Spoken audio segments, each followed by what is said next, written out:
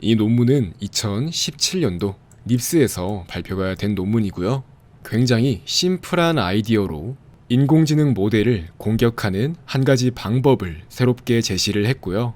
간단하게 소개해 드리자면 바로 이런 식으로 생긴 일종의 패치 혹은 스티커를 만든 다음에 이렇게 만들어진 스티커를 어떤 이미지에다가도 이렇게 그냥 붙이기만 하면 이제 전체 이미지가 완전히 다른 것으로 인식이 되는 겁니다. 예시에서 보이시는 이 이미지 같은 경우는 토스터 이미지의 특징을 가지고 있는 패치라고 할 수 있고요. 이제 이 패치를 어떤 이미지에다가도 그냥 붙이기만 하면 이렇게 이미지에 넣어주기만 하면 기존 이미지의 이 클래시피케이션 결과가 완전히 바뀌는 거죠. 이렇게 바나나로 인식을 했던 게 이제는 토스터라고 인식하는 걸 확인할 수 있죠. 그래서 본 논문은 이러한 패치를 어떻게 만들 수 있는지 그 방법에 대해서 소개하고 있습니다.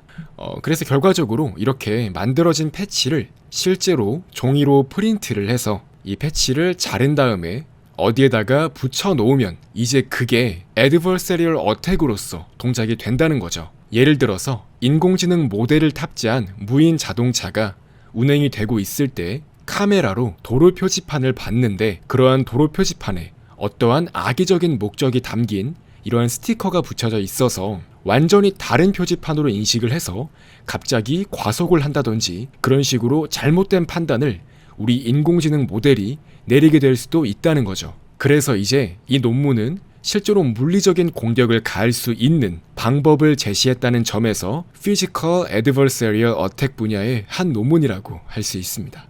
자, 그래서 간단하게 본 논문의 컨트리뷰션에 대해서 간단히 말씀을 드릴게요.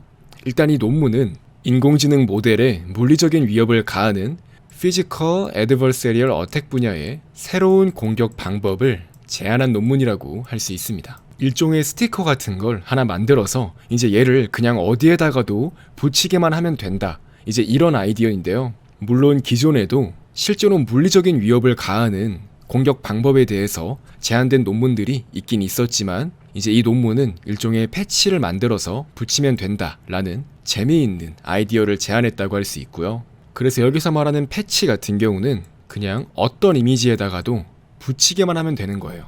그러면 이제 인공지능 모델이 보았을 때 정상적인 이미지가 아닌 다른 이미지로 인식을 하도록 이렇게 오작동을 불러일으킨다는 거죠. 그래서 여기서 말하는 패치 같은 경우는 그냥 스티커 같은 거라고 보시면 돼요. 어딘가에도 붙일 수 있는 그런 작은 이미지다, 이렇게 이해하시면 되겠습니다. 자, 그래서 본 논문은 이렇게 adversarial 패치라는 재미있는 아이디어를 제안을 하고요. 이제 그러한 adversarial 패치를 어떻게 하면 손쉽게 만들 수 있는지에 대해서 그 공격 방법을 제안합니다. 그래서 결과적으로 이러한 공격 방법 또한 존재하기 때문에 이러한 공격도 잘 막을 수 있도록 우리의 인공지능 모델을 잘 학습을 시켜야 된다라는 논의까지 불러왔다는 점에서 좋은 논문이라고 할 수 있습니다. 자, 그래서 간단히 앱스트랙을 읽어볼게요.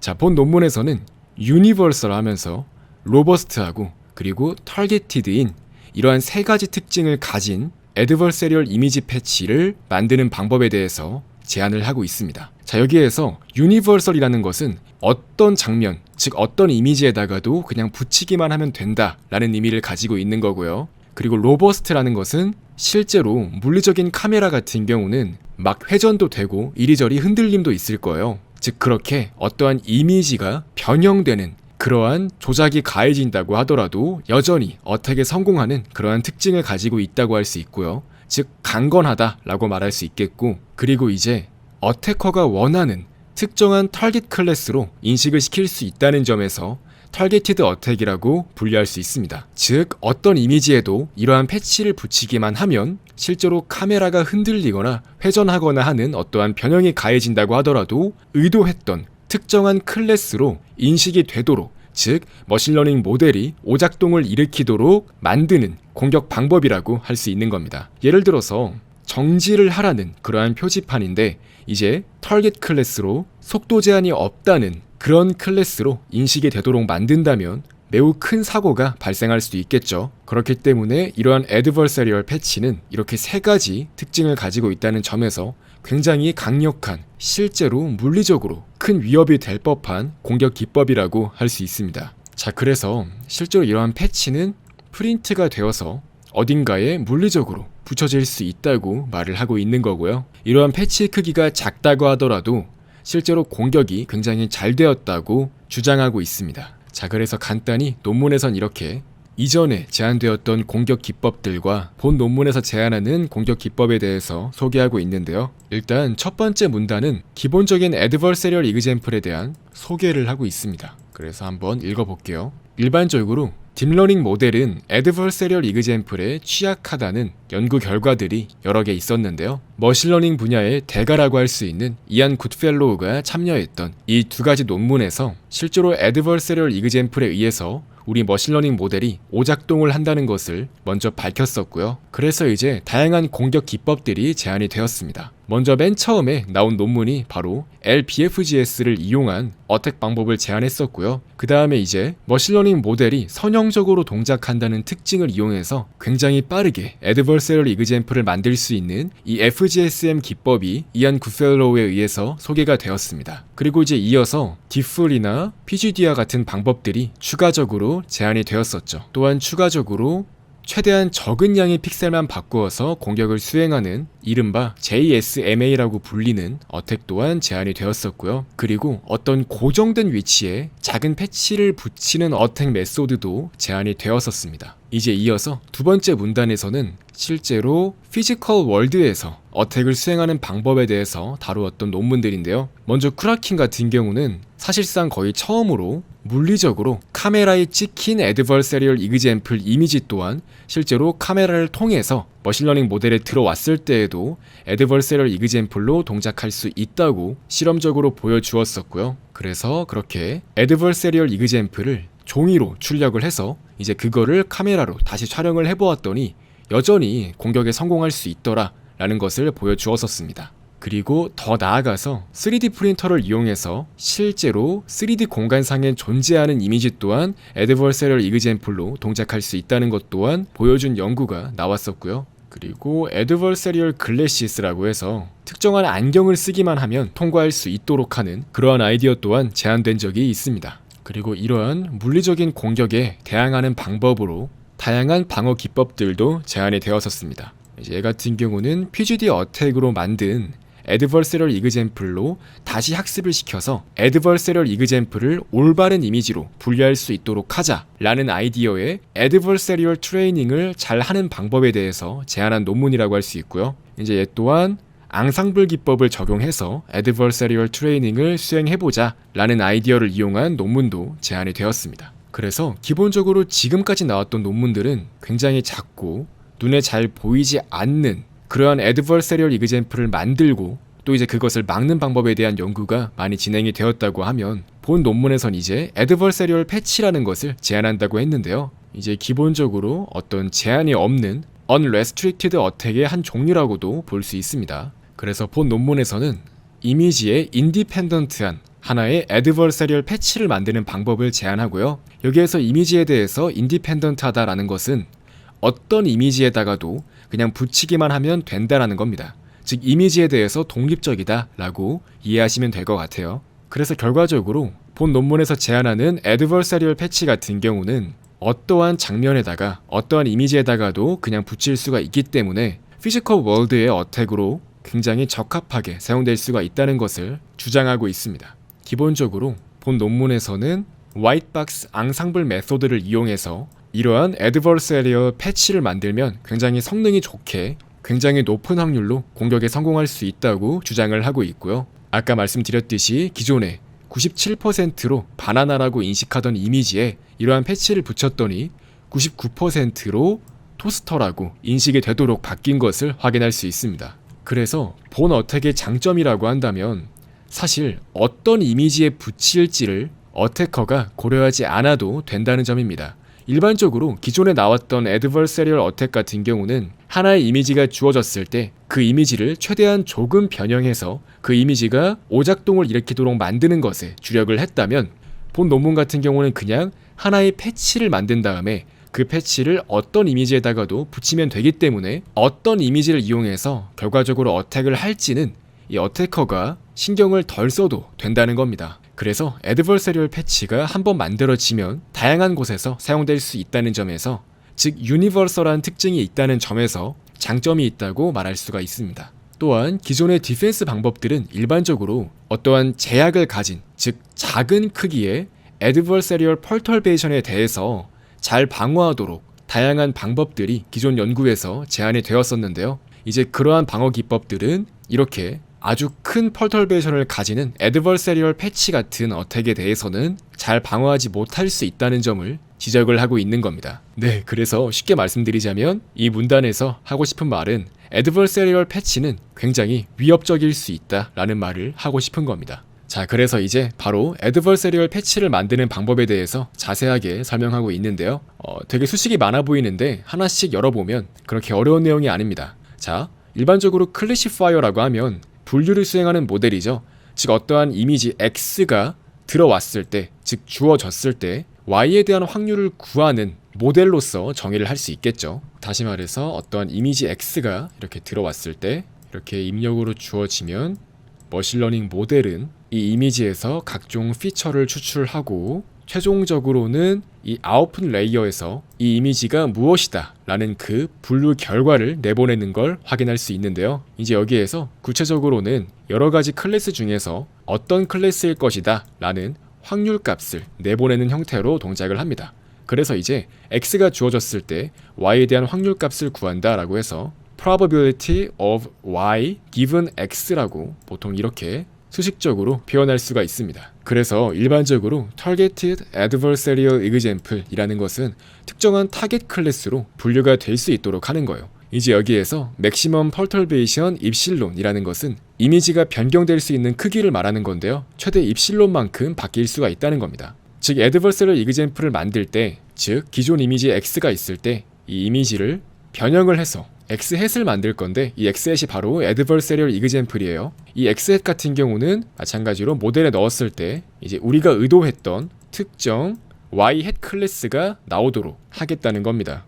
이렇게 클래스가 여러 가지라고 해볼게요. 한번 Y를 그냥 이 두 번째 노드라고 해볼게요. 그래서 원래는 고양이 이미지라 해볼게요. 이렇게 원래는 이렇게 이 캣이 가장 높은 확률을 가지도록 만들어졌는데 고양이가 들어가도록 해볼게요. 네, 이런 식으로 고양이가 들어왔을 때 이 두 번째 뉴런인 캣이 가장 높게 나와야 되는데 이제 얘를 약간 수정해가지고, 즉 이렇게 이 고양이 이미지가 있을 때 고양이 이미지에 약간 이렇게 작은 변형 혹은 노이즈라고도 하죠. 이러한 펄터베이션을 넣어가지고 이렇게 뭐 마지막 클래스가 가장 높은 확률을 가지도록 만들었다 해볼게요. 그래서 이 Y햇 같은 경우는 뭐 dog다 라고 해볼게요.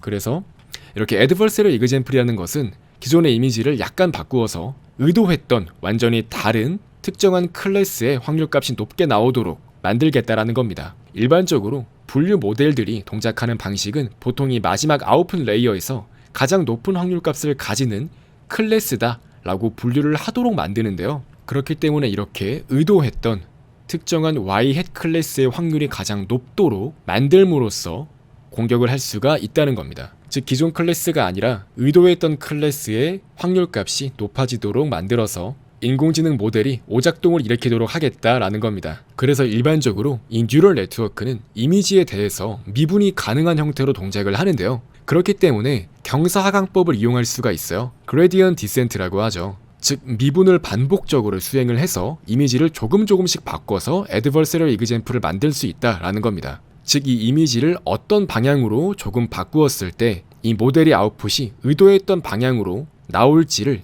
미분을 통해서 계산을 한 다음에 이제 그 기울기 값을 이용해서 이미지를 조금씩 바꿔 나가는 거죠. 그래서 이제 반복적으로 그레디언트 디센트를 수행을 해서 최종적인 adversarial 이미지를 만들 수가 있는 겁니다. 이제 이게 일반적인 adversarial 이미지를 만드는 방법이었다고 하면 이제 본 논문에서는 adversarial 패치를 만드는 방법에 대해서 소개하는데요.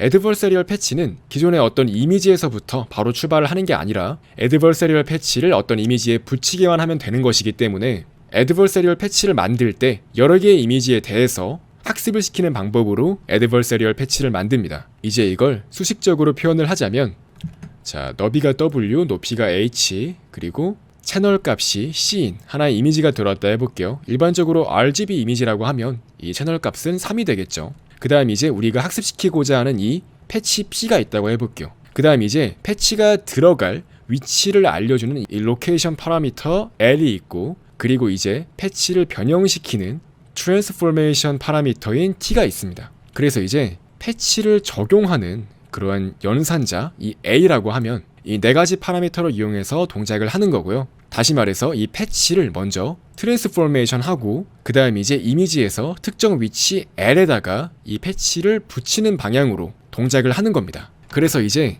특정한 위치에 이렇게 패치를 붙였을 때에도 이 패치를 붙인 결과가 특정 의도한 클래스로 분류가 되도록 만드는 방향으로 이 패치를 학습을 시킴으로써 하나의 애드버서리얼 패치를 만들 수가 있다는 겁니다. 자, 그래서 예시를 들자면 이제 이러한 패치가 있을 때 이제 이러한 이미지에 패치를 붙인 결과가 바로 이렇다라는 겁니다. 확인해 보시면은 약간 패치가 회전된 걸 확인할 수 있고요. 또한 이제 크기도 변경되었고 위치 또한 이렇게 왼쪽 아래에 들어가 있는 걸 확인할 수 있죠. 이제 이런 식으로 이 A라고 하는 것은 하나의 이미지에 패치를 붙이는 연산이라고 말할 수가 있는 겁니다. 즉 이제 이때 우리가 하고 싶은 거는 이러한 패치를 붙이는 연산이 이루어진 뒤에도, 즉 이렇게 만들어진 애드버서리얼 이미지가 특정 타겟 클래스로 분류가 되도록 하고 싶다는 겁니다. 즉 바로 식으로 정의하자면 이렇게 되는 거죠. 만들어진 애드버서리얼 이미지가 특정 타겟 클래스로 분류될 확률을 높이도록 이 P 값을 학습을 시킨다는 거죠. 즉 이 값을 가장 높이는 P를 찾겠다라는 목적식이 바로 이겁니다. 다른 말로는 오브젝티브 펑션이라고 할 수 있죠. 다만 이제 여기에서 보면 EOT라는 기법이 사용되는데요. 이제 EOT는 Expectation over Transformation이라고 해서 어떠한 트랜스포메이션, 즉 변형에 대한 공식이 있을 때 그 공식을 여러 번 적용해서 나온 결과의 기대값이 이 y-란 클래스로 분류가 될 수 있도록 하겠다라는 겁니다. 자, 이제 이건 위키백과에 나오는 Affine Transformation 관련 내용인데요. 이제 일반적으로 어떠한 이미지를 회전시키거나 이동시키거나 하는 연산은 트랜스포메이션 매트릭스 형태로 표현이 가능해요. 다시 말해서 행렬 형태로서 표현이 가능하다는 건데요. 예를 들어서 회전 행렬을 기준으로 설명을 드리자면 바로 이렇게 생긴 매트릭스를 이용해서 기존에 존재하던 이미지를 회전시키는 등의 작업이 가능한데, 이때 이 세타 값을 조절을 함으로써 이미지가 최대 얼마나 회전할 수 있는지를 정해놓고 이제 이 세타 값을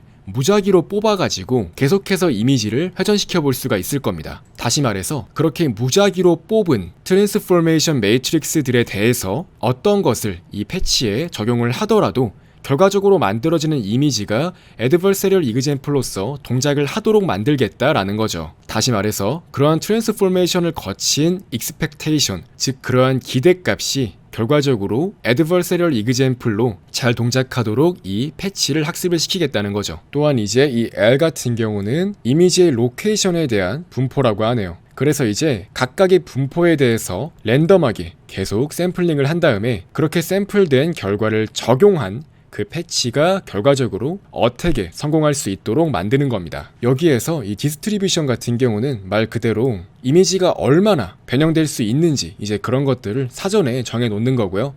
즉 다시 말해서 이 이미지로 보자면은 이 세타 값의 범위를 특정 범위로 정해 놓는 등의 작업이 디스트리뷰션을 정하는 작업이라고 할 수 있겠고요.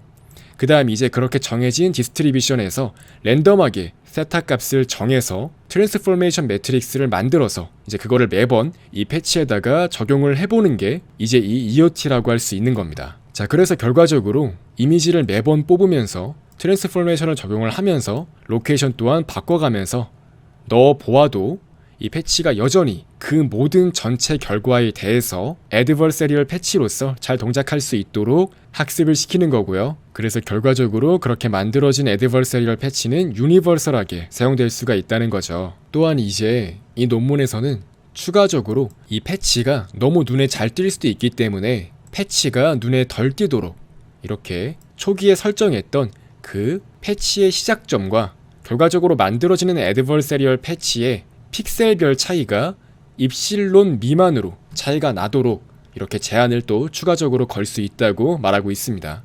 자, 이제 실험 결과를 확인해 볼게요.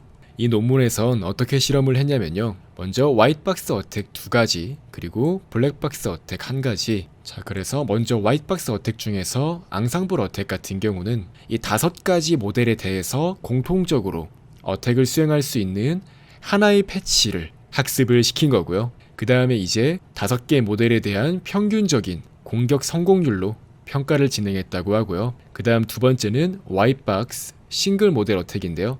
말 그대로 하나의 모델에 대해서 어택을 수행하고 평가를 진행한 겁니다. 그 다음 이제 블랙박스 어택 같은 경우는 이 4가지 모델에 대해서 하나의 패치를 만든 다음에 이제 그걸 이용해서 5번째 하나의 모델에 대해서 블랙박스 어택을 수행을 한 거예요. 그리고 이제 실험 과정에서 전반적으로 패치를 변형시키는 건 랜덤하게 수행했다고 합니다. 다만 이제 본 어택 같은 경우는 유니버설한 하나의 패치를 만드는 것이기 때문에 일반적인 애드버서리얼 펄터베이션에 비해서 크기가 크다는 점이 특징이라고 할 수 있겠고요. 사실 이전에 싱글 픽셀 어택이라고 해서 단 하나의 픽셀만 바꿔서도 어느 정도 공격에 성공할 수 있다고 주장을 한 논문이 있는데요. 이제 그런 논문과 비교했을 때는 굉장히 대조가 되는 걸 확인할 수 있습니다. 일단 그럼에도 불구하고 상당히 본 논문에서 제시한 공격 기법은 성공적으로 잘 동작하는 걸 보여주고 있고요. 즉 그냥 일반적인 토스터 이미지를 그냥 넣었을 때보다는 일단 더 높은 확률로 공격에 성공하는 것을 보여주고 있습니다. 즉 이렇게 생긴 이미지를 그냥 기존 이미지에다가 넣는 것보다는 이렇게 의도적으로 만들어진 애드버서리얼 패치를 넣는 게 일단 토스터로 더 잘 분류를 시켰다는 거고요. 이제 그 내용은 이 그래프를 보면 나타납니다. 확인해 보시면 이 앙상블 기법을 적용한 화이트박스 어택이 가장 높은 성능을 보여주는 걸 확인할 수 있고요. 이 블랙박스 같은 경우는 상대적으로 낮긴 하지만 그래도 어택이 잘 되는 걸 확인할 수 있죠. 또한 이제 추가적으로 이러한 패치가 눈에 잘 띄지 않고 그럴싸하게 보이게 만들기 위해서 추가적으로 위장을 시키는 방법에 대해서도 실험을 해보았는데요. 본 논문에서는 처음에 주어진 타이다이 패턴과 이 L2 디스턴스가 크게 차이가 나지 않는 방향으로 애드버서리얼 패치를 만들도록 이렇게 텀을 추가하니까 바로 이런 식으로 조금 더 기존에 주어진 어떤 패턴과 유사한 형태로 최종적인 애드버서리얼 패치가 만들어지는 걸 확인할 수 있죠. 그럼에도 불구하고 일반적인 토스터 이미지보다 더 효과적으로 토스터로 분류를 시키는 방향으로 동작하는 걸 확인할 수 있습니다. 즉 이렇게 패치가 완전히 기계적으로 만들어지는 게 아니라 우리가 의도한 어떠한 문양을 가지도록 패치의 모양을 조절하는 것도 가능하다고 말하고 있는 겁니다. 또한 본 논문에서는 이어서 피지컬 월드에 대해서도 어택을 진행을 해보았고요. 그래서 실제로 이 영상을 확인해 보시면 이렇게 앙상블 방법으로 만들어진 애드버서리얼 패치를 프린트로 뽑아서 이제 그것을 실제 바나나 옆에 둔 다음에 그 전체 이미지를 카메라로 찍은 뒤에 이제 그것을 분류를 시켜 보았더니 토스터라고 분류가 되는 모습을 시연하고 있습니다. 또한 이제 서드 파티 앱에 대해서도 블랙박스 어택을 수행한 결과 어느 정도 효과가 있었다고 말하고 있습니다. 자, 그래서 결과적으로 본 논문에서는 어떤 이미지에도 적용할 수 있는 유니버설한, 그리고 패치에 어느 정도 변형이 가해지더라도 로버스트한, 그리고 의도한 타겟 클래스로 분류를 시키는 이 타겟티드 특징을 가진 하나의 애드버서리얼 패치를 만드는 방법에 대해서 이 논문은 소개를 하고 있고요. 그래서 결과적으로 기존까지 등장했던 다양한 공격 기법과 그리고 방어 기법에서 다루던 종류의 애드버서리얼 이그젬플과는 약간 다른 형태의 애드버서리얼 이그젬플이라고 소개를 하고 있으며 새로운 보안 이슈가 존재할 수 있다는 점을 알렸다는 점에서 컨트리뷰션이 있다고 말할 수 있습니다. 그래서 결과적으로 작은 크기의 펄터베이션에 대해서만 집중하는 것보다 본 논문에서 제안하는 애드버서리얼 패치와 같은 제한이 없는, 즉 unrestricted 어택에 대해서도 어느 정도 관심을 기울일 필요가 있다는 것을 주장하고 있습니다. 자, 그래서 이번 영상에서는 애드버서리얼 패치를 제안한 논문을 함께 꼼꼼하게 읽어보았습니다. 그래서 추가적으로 본 논문에서는 실제로 컬러 프린트로 이렇게 애드버서리얼 패치를 뽑아볼 수 있도록 이렇게 그림 또한 제공하고 있는데요. 관심이 있으신 분들은 한번 이거를 컬러 프린트로 뽑아서 머신러닝 모델이 이를 어떻게 인식하는지 체크를 해보는 것도 좋을 것 같아요.